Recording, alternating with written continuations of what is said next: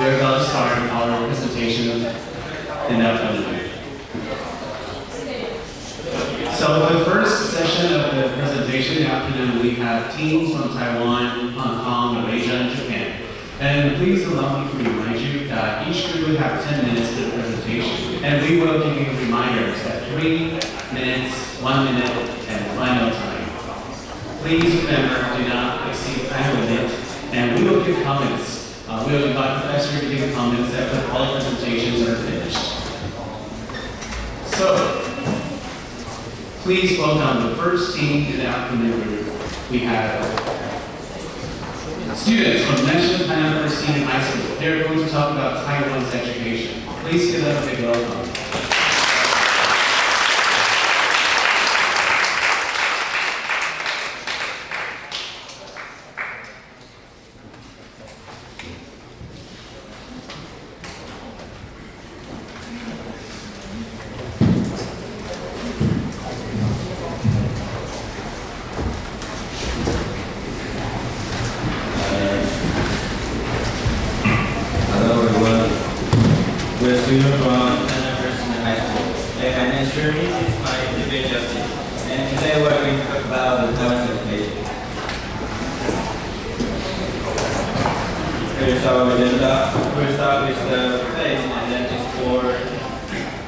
How this connects to SDGs. Next, we will look into Taiwan's education system and present our vision here. Last, we will discuss what we can do as a student. Okay, during our period of study, we found that our government is trying to change the education system. In the past, what students only had to do was just study, and study. Some pretty boring, right? However, our government had newer things such as the learning portfolio. It forces students now to engage in diverse learning with such a limited time. So, cannot be a question. Is diverse learning truly better or not? To explore these issues, we conduct a survey. There's a typical in SDGs and we choose for as our way of conducting, which is aiming to ensure equal access to affordable technical, vocational, and education. That means to do Taiwan's education system, focusing on how high school students transition to university. In Taiwan, there are 3 main pathways to get into college. The first one is HKSAR, which evaluates our general academic ability. This is the stage where the learning portfolio is required. And the second is the advanced subject test, which is focused on specific advanced subject later in the year. And the third is a unique system called the STAR project. It is the recommendation program based on our high school academic rankings. Through these 3 pathways, students successfully enter university. Next, let's move closer to the one-way circuit of life. Before we discuss the issue of Taiwan education, we must talk about the one-way circuit of life first. So, what is actually learning? The purpose of implementing diversity learning is to empower every child. Now, let's look at the philosophy behind this educational reform. The core concept of spontaneity, interaction, and common good.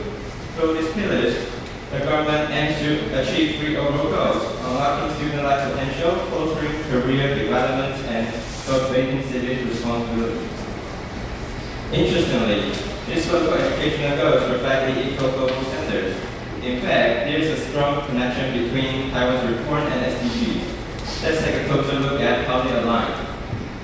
According to a global educational attainment rate, you can look at the chart. Education is still a privilege in many places. Globally, the completion rate for junior high is 78%, and it dropped to 61% for senior high schools. However, in Taiwan, the educational attainment rate is still a very different story. Our rates are 99.8% for junior high school and 99.7% for senior high school. This proves that Taiwan provides high accessibility to education for almost everyone.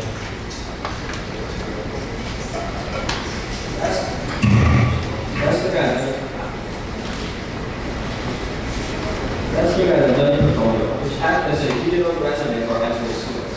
It's built on 2 components: basic information, course report tracking the classes students choose, and coursework like class project adolescent and extracurricular activities, showcasing club and collaboration.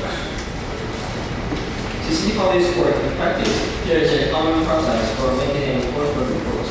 Students decide on a topic, conduct research, summarize many, and make a report. Finally, submit it to official platform. It's a quiet journey to drive critical thinking and self-direction. While the system sounds great on paper, it has far intense debates. On the pro side, we promote diversified learning beyond class and promote a long-term report for growth. However, the cons are just significant. We create increased pressure for students to be perfect and raise the serious concern about resource inequality. This conflict between the ideal system and the real world brings to our main research. How do students actually feel about learning portfolio? First, we asked about their general perspective on learning portfolio. 84.5% of students have made reviews. Specifically, 50% don't realize it complete waste of time, and 34.5% consider it extremely hard. Only 15.4% have objections. The negative perception is directly tied to mental health. As you can see on the slide, an overwhelming 93.1% of students consider it is a complete waste of time, and 34.5% think it is extremely troublesome. 90% say that learning portfolio makes them feel stressed. This proves that the burden of constant evaluation is very handled into the student. So, what makes it so difficult? Our data shows that 74.1% of students suffer from having no idea, meaning they lack guidance and don't know how to start. Another 90% simply have no time due to their after-school work. In short, while policy effort creativity, the reality for most students is just confusion and corruption. Seeing these worrying numbers, we have to ask ourselves, a student living through a system, what can we do to overcome these challenges? Our first proposal is to establish a peer support platform by creating a peer support platform where students can share experience and exchange feedback. We can help each other reduce anxiety and navigate the learning portfolio journey together. Second, since 74.1% of students suffer from having no idea, we should create a collection of learning portfolio. This shared database will provide outstanding templates and examples for students, giving students a clear direction and inspiration. Third, we believe schools should provide lectures and workshops, inviting experts, professors, and experienced seniors to share their insights both with students, practical guidance on topic selection, and report writing. Fourth, to address the serious issue of resource inequality, we propose organizing video conferences with students in remote areas. Through online mentoring and research sharing, we can help urban and rural students access the same quality of guidance, ensuring no one is left behind. Since we live in an era of technology, we should provide a tutorial on the proper use of AI tools. Instead of letting AI do the work, the students should learn how to use AI like ChatGPT for brainstorming, proofreading, and working their portfolio, and provide data. This brings us to our conclusion. As you see, Taiwan's education still has a long way to go. The learning portfolio was introduced with no credentials, but a wide gap remains between policy and reality. However, these challenges shouldn't stop us. To align with the spirit of SDGs, Taiwan must put the resource gap in support of our students. Ultimately, true quality education is about creating quality portfolio. It's about ensuring resilience and citizens can achieve a sustainable and vigorous generation.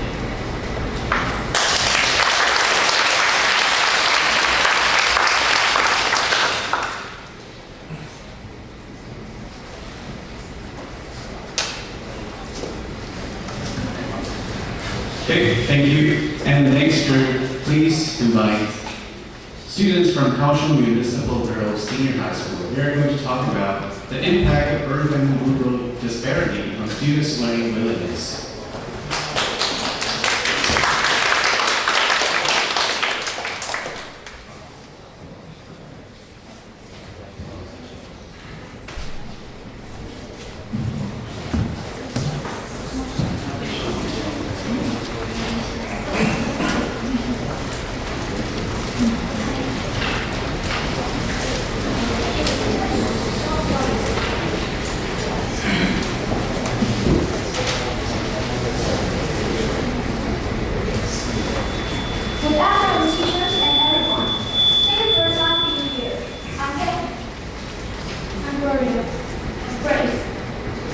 Virginia. Have you ever wondered what influences a student's learning? Could it be individual factors or the environment they live in? Today, let's take a look at our research on urban rural disparities and how they affect students' motivation to learn. It all began with a simple encounter. We met a classmate from Kaohsiung, Yong'an. As she shared her living experience, we found that we were curious about the learning conditions in rural areas. And that inspired us to choose a topic, and Yong'an as our study area. Let's talk about Yong'an. It's a red part here on the map. And the green part represents the densely populated district in Kaohsiung. There are two main reasons why Yong'an is classified as a rural area. First, it has long been constrained by traditional agriculture environments. Second, the aging population structures and the large outflow of young people. To explore our topic further, we focus on three parts, including in reasons behind affected study motivations, their impacts, and ways to improve their problem.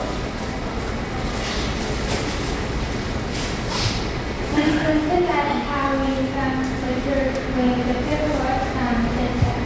So for the paperwork, we use central assembly to visit your junior high school and also interview the principal and two directors of the school. On the other hand, for the data, we together urban insights, we conducted an online survey and provided 60 valid responses primarily from our peers.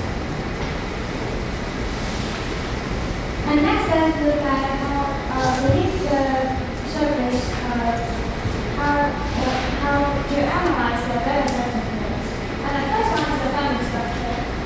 With the high prevalence of single parents in state generations household, and the second is the economic reality, with severe lack of the social income for tutoring or therapy. Plus, there are material challenges, and it causes the psychological goals and also causing the self-confidence to collapse. And next, this leads to a broader issue, the autonomy of the great brain. Let's take this vicious cycle.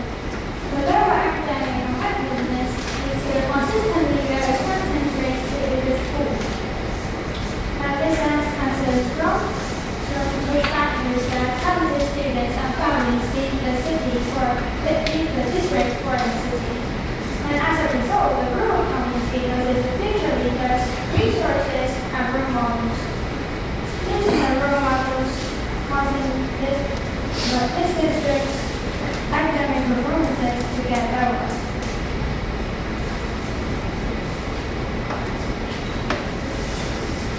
And we ask our respondents to rate their familiarities with rural conditions, and we can see that most of them rating themselves 3 out of 5, which admitting still limited understanding. And this brings us to the myth of hardware. The common urban perception is that they believe that rural schools are failing because of the lack of hardware for distant learning, such as screens or computers or laptops. But the truth is totally opposite.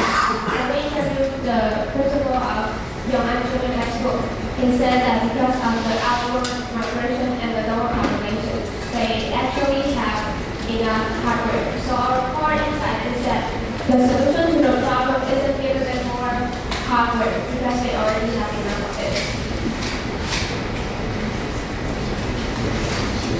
Let's take a look at what kind of artists are here to implement or improve.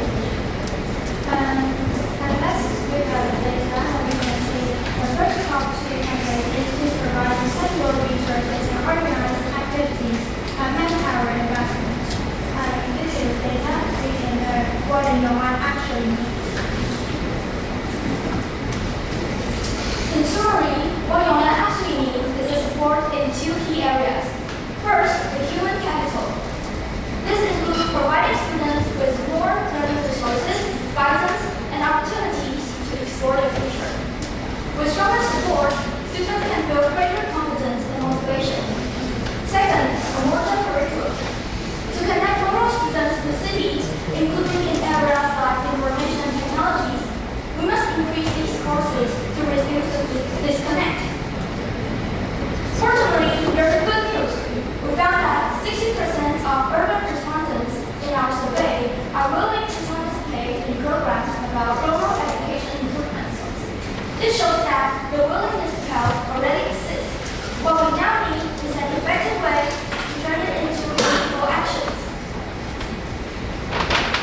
So here's some of the solution. Our action plan covers two distinct areas: what we can improve and what we can actually do. What we can improve is we can define an online position and advocate the policy development.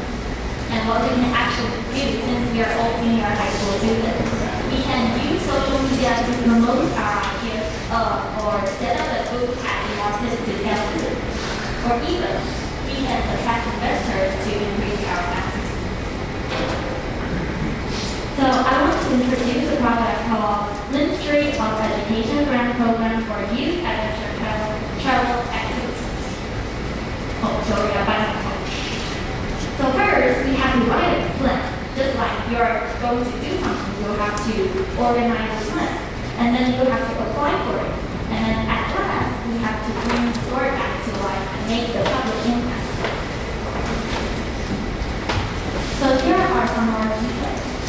First, we have to establish the board. For example, we select a topic called current use of tablets in rural areas. And then we have to gain the local trust. Actually, this is something that we usually will forget. But to gain the local trust, you can significantly increase their visibility of the proposal, the product proposal. And then we'll have to apply for grants. We write a proposal and upload it to the Youth Affairs Agency system. And then you can apply for the grant like about 20 and to 80,000 dollars.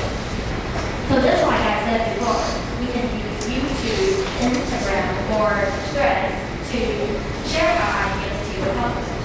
And then you can also apply for public engagement. Or if you have more ability, you can also host an exhibition.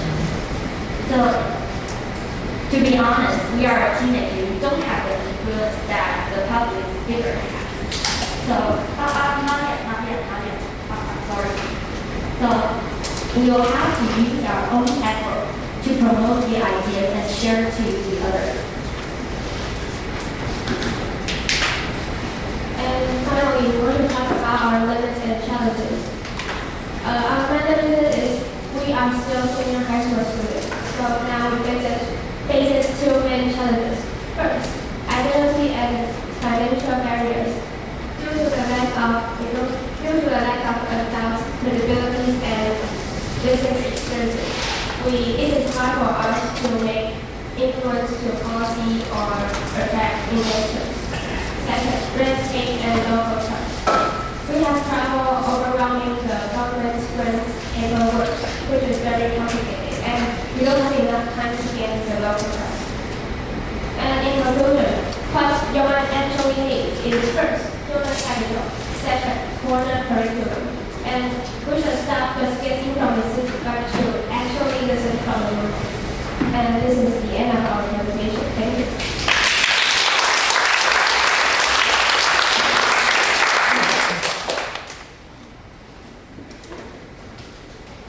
Thank you. Now, the next group comes from Sabah Tsin Secondary School from Malaysia. They are going to talk about the peer tutorial program. Please give them a big round of applause.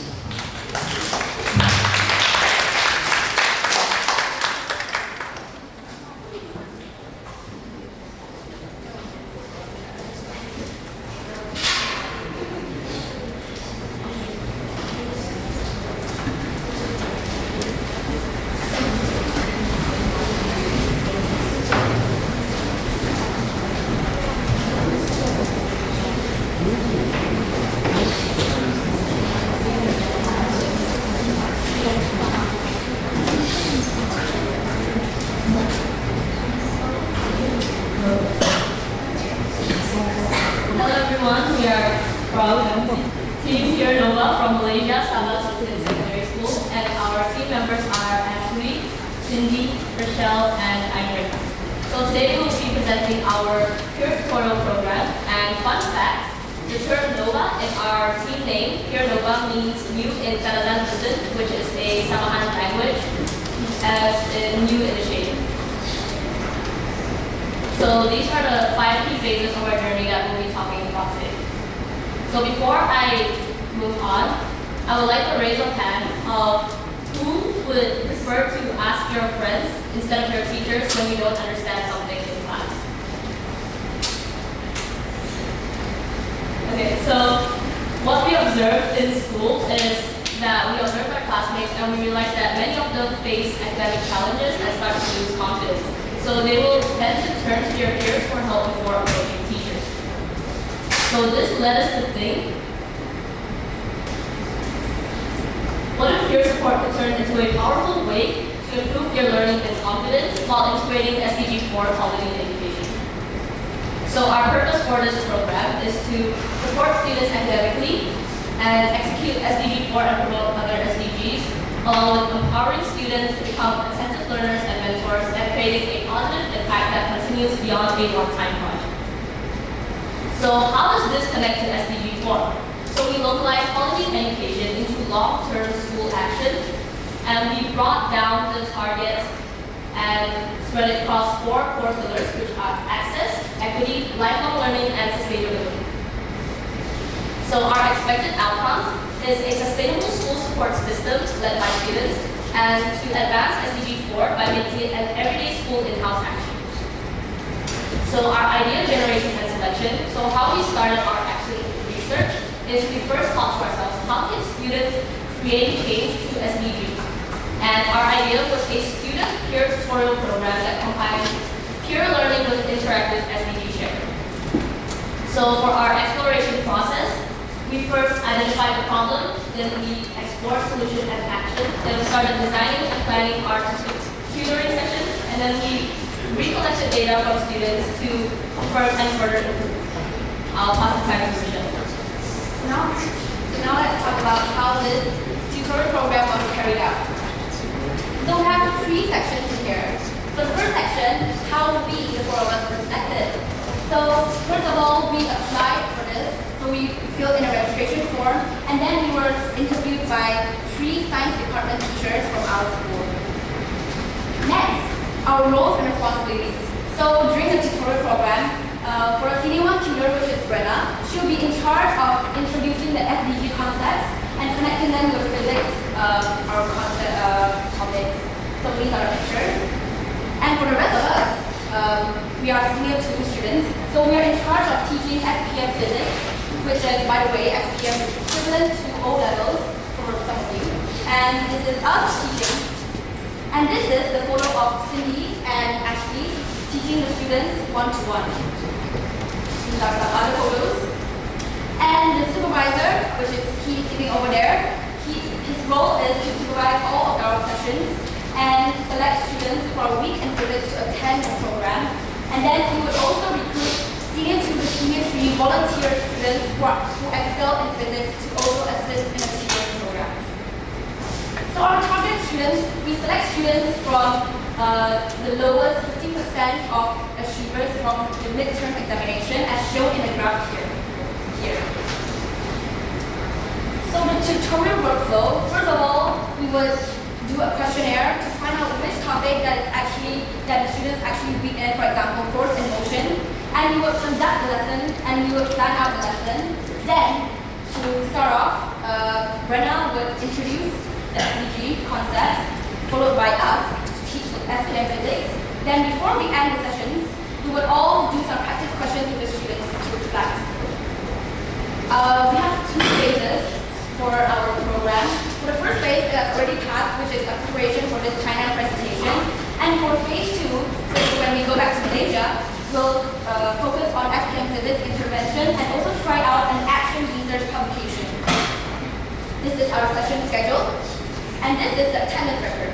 So now I'll pass on to Cindy.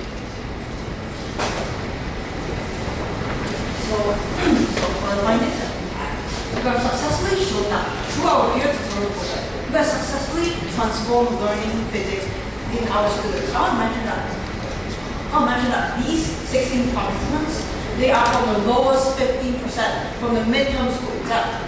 And our phase 1 involves 9 intensive sessions from 3 science classes. Okay, first we measure that by the academic impact. Just take a look at this graph. From student A to student B, which involves 16 students, all of their midterm internal marks are at least below 40%. So that's the reason why we chose them. And through 9 intensive sessions, where we identified the key weaknesses, and we try to help them to improve. And 12 over 16 participants have improved their exam performance, which is equivalent to 75% of them. And the largest improvements come from student F, who has improved from 23% to 54%. She got 31 marks of improvement. Just take a look at this graph. The midterm mean is 38.88%, but with just 2 months of 9 intensive sessions, it has increased by 8.47% absolute mean gain until to 47.35% final mean. Now, I want to tell you that our students come from the lowest 15%, but yet they managed to at least 75% of them improve compared to the entire form, which has only improved by 58.7%. And how do we help them to improve? We help them to improve by first having a diagnostic test. This diagnostic test, now we identify their key areas where they are weak at, for example, force and mechanics or methods. And throughout our sessions, we really stress on them to build them up confidently and academically. And they have 5 over 8 students improve, and at least 4 of them gain more than 30 points of improvement. And this is a correlationship of the attendance and improvement. It has a R equals positive 0.53, which means that the more you attend our lesson, you will gain more physics, you will gain more improvement, not only academically, but confidently. Because we believe that confidence and mindset plays a really important role in education, not only in learning certain things. So, at first before the program, it was 50% or 50% neutral or positive shift in learning physics. But with just 9 sessions, there was a 100% neutral to positive shift in learning. This does not help them in learning physics. It helps them to grow their confidence, which is the most important thing that we should incorporate. Now, this is a student voice video, which I created.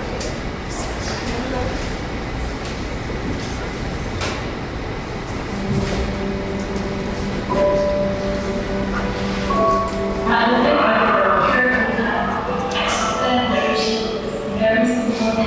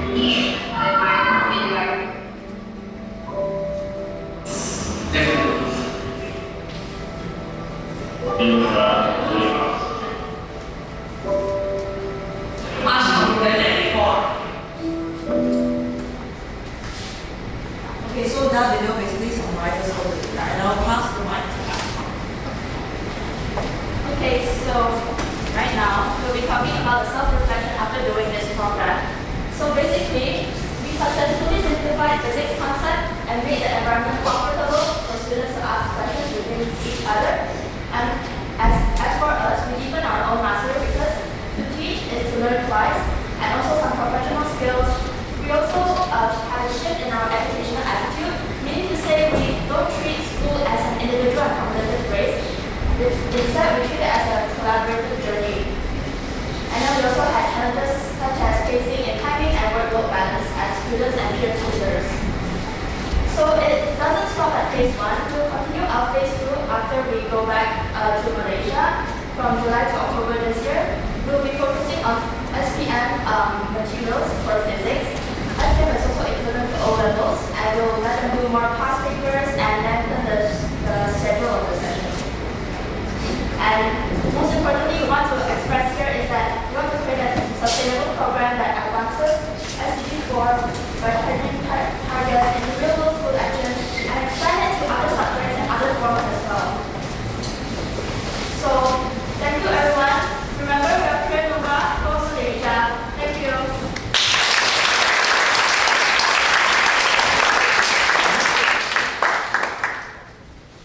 Thank you again for your interesting presentation.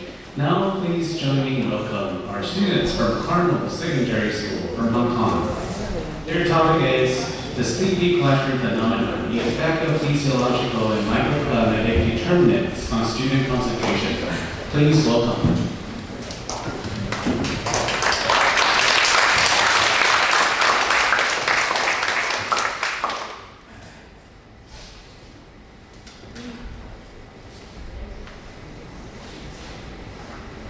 After lunch, all of you, or most of you, might be very, very sleepy. And this presentation, we're addressing this issue, and we're going to discuss the issue of sleepy classroom. We're going to discuss classroom somnolence. Good morning, everyone. We are from Adolescent School in Hong Kong. For the past months, we have been researching the effect of physiological and microclimatic determinants on students' concentration during the class. The challenge we find is we wonder why students live in class over generations, despite the advancing technology and improving civilization nowadays. So, do you know what is classroom somnolence? Somnolence is a state of strong desire for sleep, often characterized by drowsiness. Its symptomatic disconnection is a persuasive state of chronic drowsiness and diminished cognitive engagement between the learner and teacher. It affects 30 to 70% of adolescents globally. The specialized disciplines like medicine, trainers can see 90% during lectures. We are evaluating SDG 3, SDG 4, and SDG 13, which refers to health, quality education, and balance actions. For health, treating sleepiness as a health-related symptom caused by high carbon dioxide concentration and procrastination. For quality education, optimizing the physical microclimate to ensure knowledge transfer is not stalled by production. For climate action, prioritizing fresh air intake over energy heavy fueling to reduce the carbon footprint of plants. According to the literature review, we found out there are some physiological differences between the teen cardiac cycle and the adult cardiac cycle. We found out that there is a hormone which is called melatonin, which will have a hour later increase in adults, which will let them feel less sleepy. So that with the biological changes during the adolescents will tend to sleep 11 p.m. or later. Worse still, because of the early school start time, which is usually early at 8:30 a.m., so that the students are forced to wake during a biological cloud of alertness, which students are not actually prepared for, receiving some new knowledges and also consolidating the revision. And also it will reflect the negative impacts of memory and coding, which students are not able to be consolidate their knowledge because they're not prepared mentally and physically, and so that they have a very low efficiency of education level. And we have to do some relationship between the carbon dioxide concentration and the performance of the cognitive function accuracy. We found out that the higher the carbon dioxide concentration, the lower the cognitive function accuracy. The main reason we discovered that it is when the carbon dioxide reaches 1000 ppm, the carbon dioxide accumulation will cause the blood pH lowers. So that the blood pH lowers will cause the carbon dioxide-induced cerebral vasodilation, which impairs the cognitive performance, which will forcing the student's brain to get into a very low power mode, so that the student's performance will be eventually lowered, and so that the study quality declines. Also, in terms of the temperature, we found out it has an optimal study temperature. It's about 20 to 22 degrees Celsius. We discovered that there are some deviations which will correlate with the tiredness, sluggishness, and also the irritability. We found out that temperatures about 27 degrees would trigger the peripheral vasodilation, would reduce the oxygenated blood flow to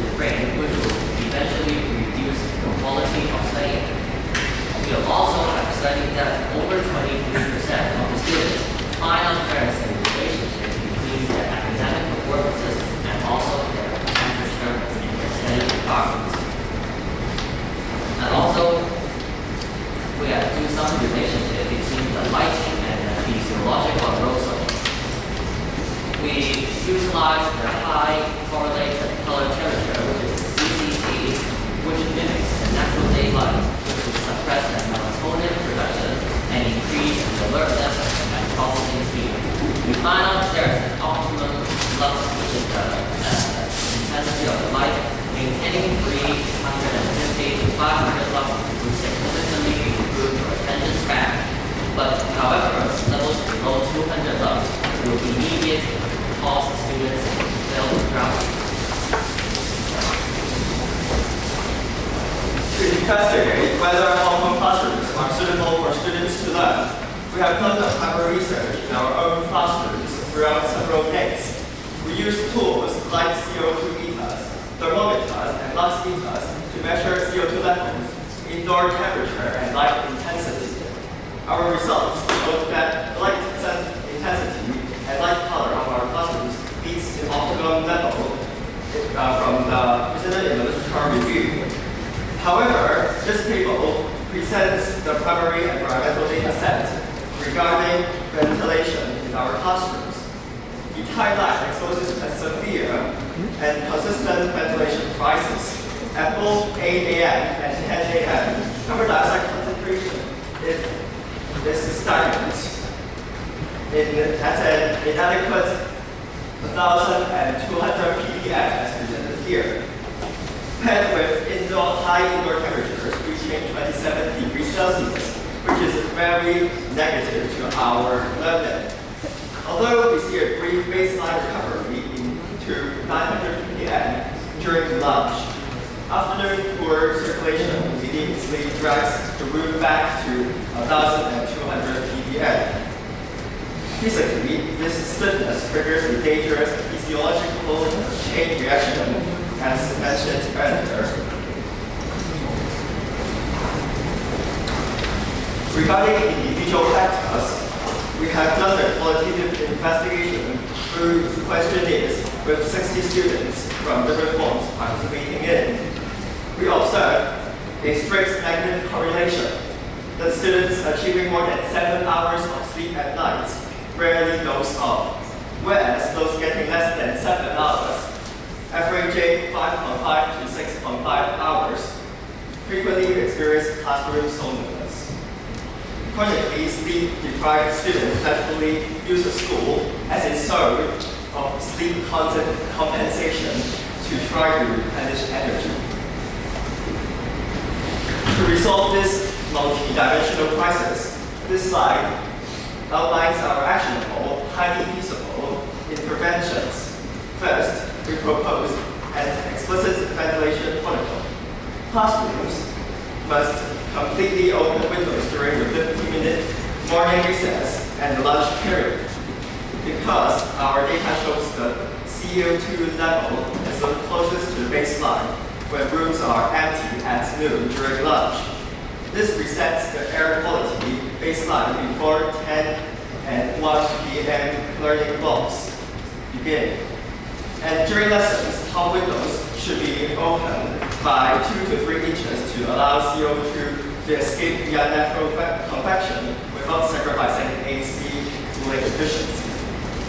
Second, we suggest dynamic cooling, pairing a moderate 24 degrees Celsius and AC setting with fans to induce an energy-conscious, thus comfortable temperature.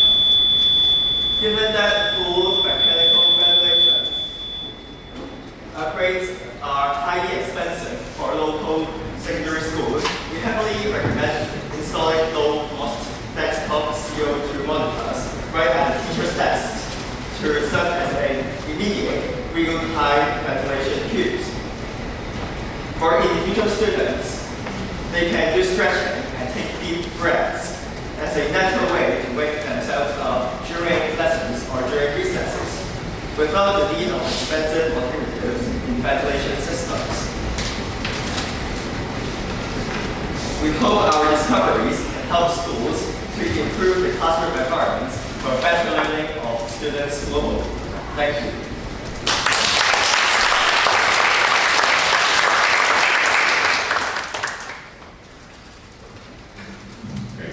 Thanks for your interesting presentation. Now please welcome our next group, students from Ichinoseki Daiichi Senior High School from Japan. Their topic is the influence of gender bias on STEM and non-STEM choices. Discussion with second-year students at Ichinoseki Daiichi Senior High School. Please give them a big round of applause.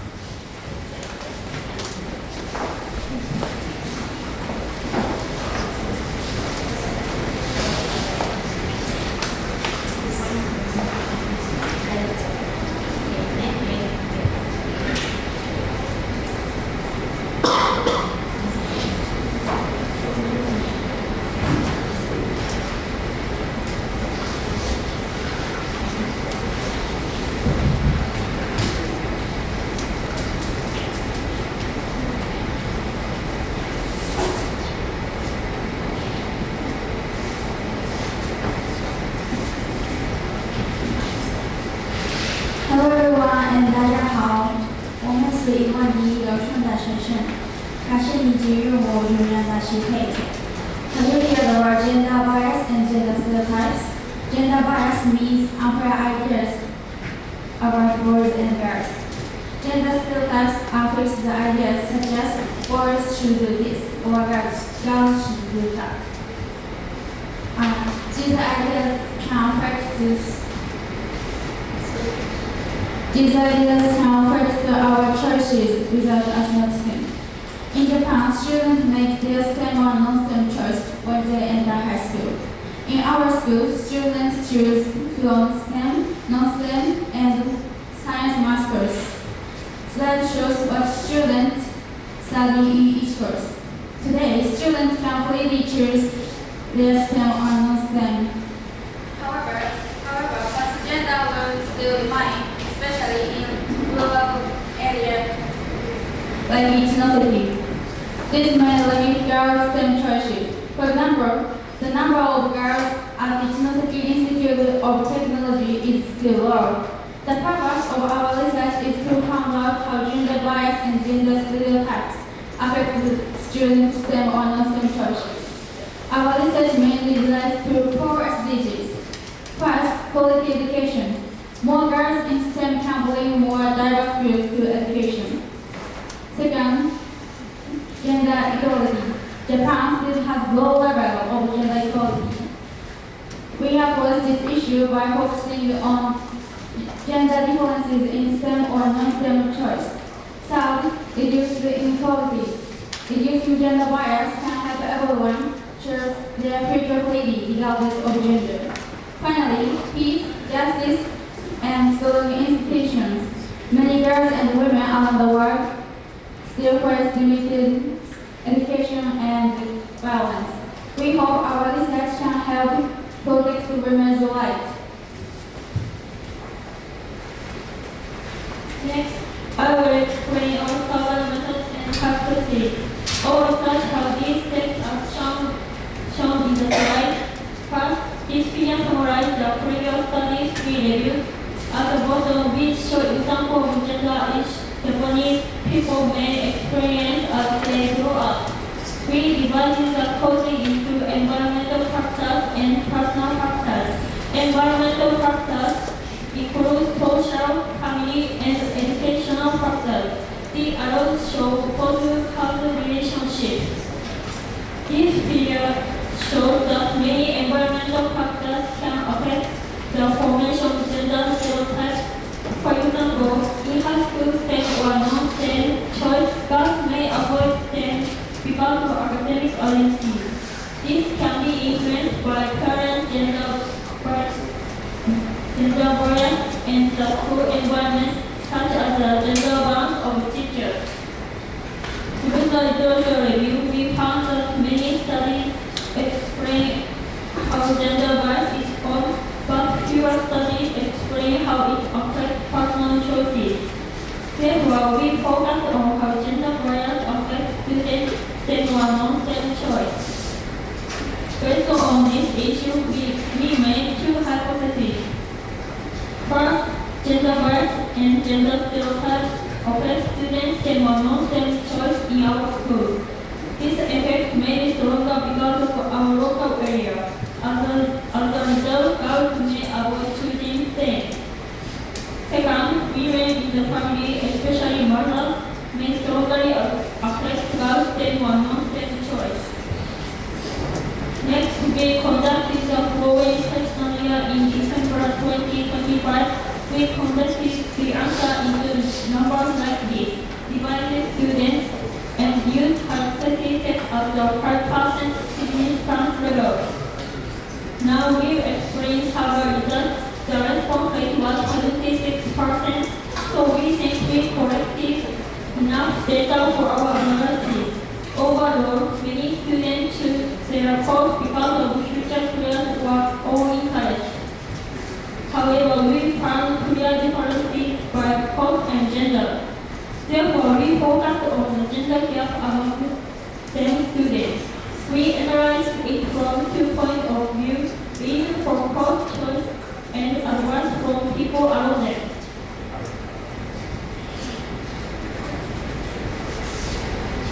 On the first point, please look at this table. That bubble shows STEM boys and right bubble shows STEM girls. As you can see, STEM girls more likely to choose STEM because of future careers and qualifications, while STEM boys choose it for same gender fields and using strong subjects. Next, I'll explain point 2. The slide advice from people around them. Slide shows the example of advice. Girls on the left, boys on the right. Girls often receive advice from their mothers, especially about career future goals and qualifications. Boys, however, often encouraged to explore their own interests and possibilities instead of deciding on a career future goal. Now I move on to findings. Our results suggest that girls value future stability more than personal interest. About this point, previous study shows that some right women, such as childcare and childbirth and childcare, still affect women's career more than men. In fact, Japan has 14% gender gap in childcare leave uptake. Because girls and their surroundings, especially their mothers, know this situation, they tend to focus on future stability more than personal interest. This may be related to the STEM or non-STEM choice. Next, I will discuss our point 1 in more detail. In our survey, girls were less likely than boys to say, I choose STEM because I'm good at math and science. Previous studies suggest that girls tend to have lower confidence in STEM ability. This may be related to the gender stereotypes that girls are worse at math and science. However, there is no clear evidence that boys and girls are born with vast difference in math ability. Therefore, we can say that as girls have the same ability as boys at STEM ability, they may underestimate the STEM ability. This may be related to the STEM or non-STEM choice.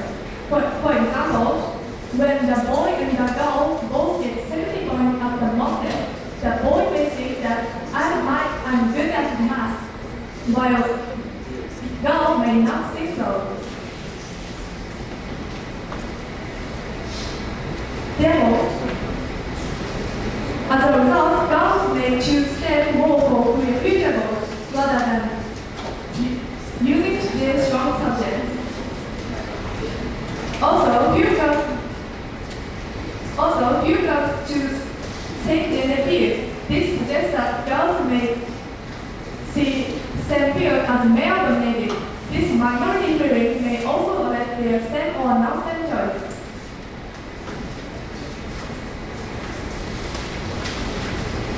Finally, I will discuss point of view. Girls were often expected to have a clear future than the boys. This suggests that girls may be encouraged to think about their future careers when doing their course. Also, this advice often came from mothers. It may reflect the experiences of women who have lived in They may be advised based on the difficulties they have faced. While this advice may support girls, it may also pressure them to have a clear future plan. Overall, our results suggest that STEM or non-STEM choice can be affected by social expectations and gender stereotypes, even though it may seem personal. Girls who choose STEM may be especially influenced by career concerns, stereotypes, and advice from people around them. Through our research, we faced one big problem. We will show a connection between gender bias and STEM or non-STEM choice with numerical data, but it is difficult to show a causal relationship. This is because STEM or non-STEM choice is affected by many factors, so numbers alone cannot clearly show the cause. To address this problem, we reviewed previous studies and compared them with the significant differences in our data. Some studies included interviews and other detailed information which helped us discuss the possible causes. In previous studies, quantitative and qualitative data have not often been examined together. In our research, by connecting our numerical data and previous studies, we could consider the structure more deeply. One point we need to improve is data analysis. In the future, we aim to analyze the data from different points of view, such as focusing on non-STEM choice, focusing on non-STEM students who want to understand. This may show what factors then give up STEM.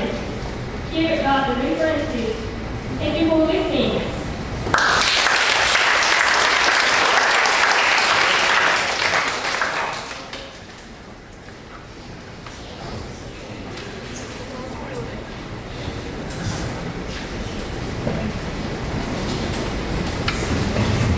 Thank you for your presentation. So next year, we have students from Washington High School from Taiwan. Your topic is Beyond the Classroom, Analyzing Economic Factors, Expectations, and Realities of Adolescent Study Abroad. Okay, please give them a big round of applause.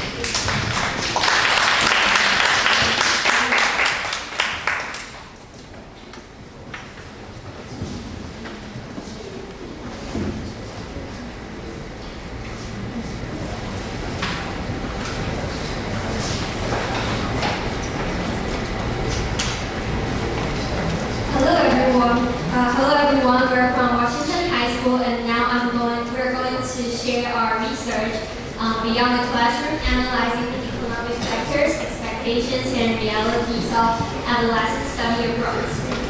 And in this research, we explore how these study abroad experience influence students' future education, development, and personal growth. And we also investigate whether family economic backgrounds affect students' decision and opportunities to join this program. And this is our remember, my name is Connie, this is Reagan and Mimi. And this is the content of our presentation today. And our research focuses on three main questions. First, does family financial support influence students' decision to study abroad? And second, what's the differences between students' expectations and the actual experiences afterwards?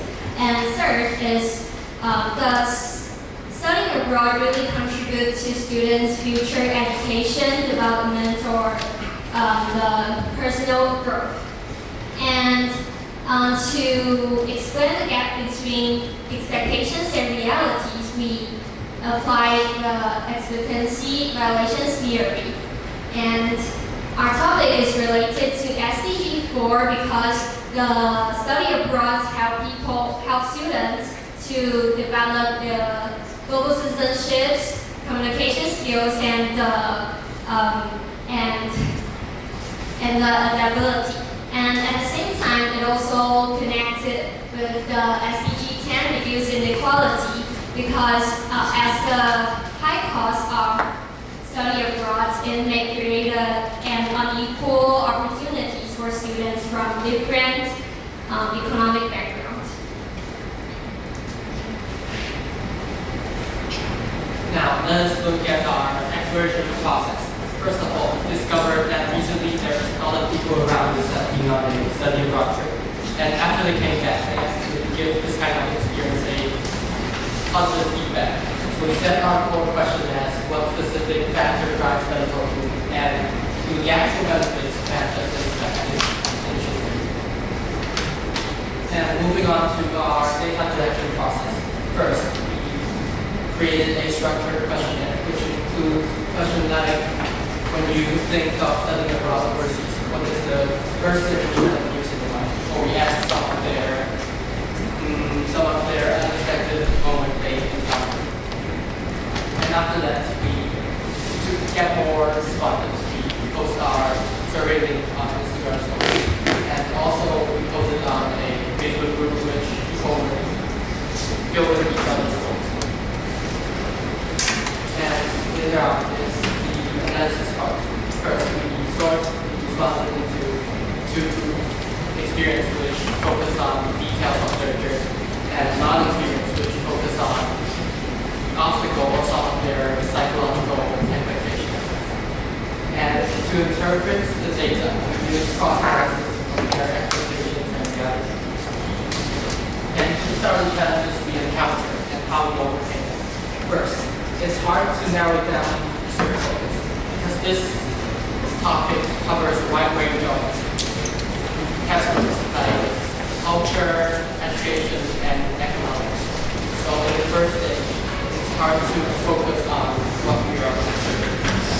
And second is there's blind spots in the survey, because like 3 of us haven't been on a study abroad. So for the draft design, it's hard for us to get the accurate question. And the third is time management, because sometimes we procrastinate and we lose track of our process. And to ensure the success of our project, we focus on 3 key steps. We use data-driven team convergence to narrow down the main topic to a specific comparison of economic and psychological benefits. Second, consulted with our teachers or some of the experienced units to refine our questionnaire and eliminate bias.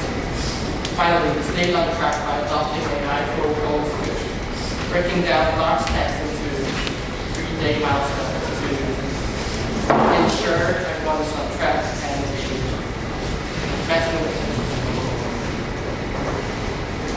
Okay, now I would like to share the report learning outcomes of study. First, we had a parental support and investment training. We can see that the student age 16 to 18 only most of the parental support. But what is basically the narrative? From the perspective of Taiwan's currently education system, this is the critical time for students to prepare their university admissions. As this makes students don't have the financial ability, so they rely heavily on their parents' financial support. Moving on page 2 is about destination. We can see that Europe and America are next year, with certificates topping the list of 45.2%. This choice reflects the parents' wealth power. Parents are willing to bear a high cost of $150,000 to $250,000 for 4 weeks because they value the cultural capital such as English authority and a Western cultural experience. For parents, the image of the explanation and the irreplaceable personal experience of the art make it highly effective and a worthwhile educational investment. And page 3 is about quantity financial. Whether it is 8.2% of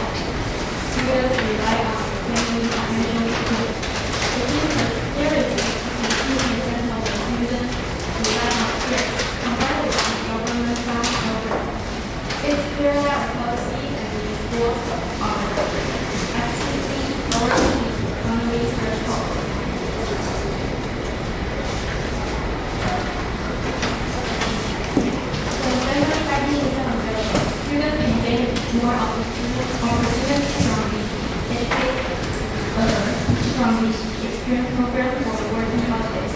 This demonstrates that a variety of pathways for studying abroad, showing that the policy interventions are breaking down the economy rules to make the global learning less impact effective. And nowadays, Taiwan's university professors value motivation and deep reflections. We can see that 70% of experienced users feel retreat with future aspiration, and even 60% of students change their education directions. The cross-cultural shocks and setbacks faced around align with highlights of the learning portfolios. This demonstrates that the study toward empowers Taiwanese students with a sense of real autonomy and a global mobility mindset that put them way ahead of their peers. And these are the areas we think we should improve in the future. First, our question didn't fully capture the key. We couldn't quite prove the gap between imagination and reality with just numbers. Second, our answers were too simple. We have to make some guesses too. And in the future, we think we should make an interview to get the results. And finally,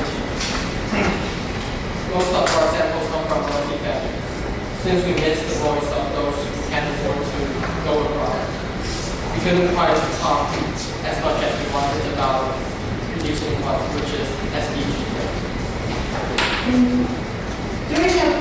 During the research, we found that although many Taiwanese students have learned English for many years, they still lack confidence in speaking before going abroad. So in the future, we want to explore how Taiwan's examination education shapes its society mentality.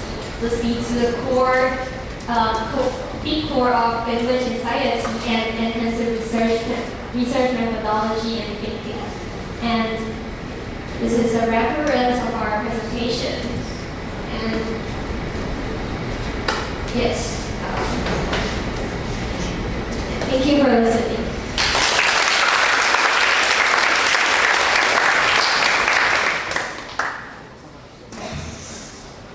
Great, thank you all for your presentation this afternoon. We believe that you're eager to get some feedback from our professor. So please join me in welcoming Dr. Daiichi to give us some feedback on your presentations.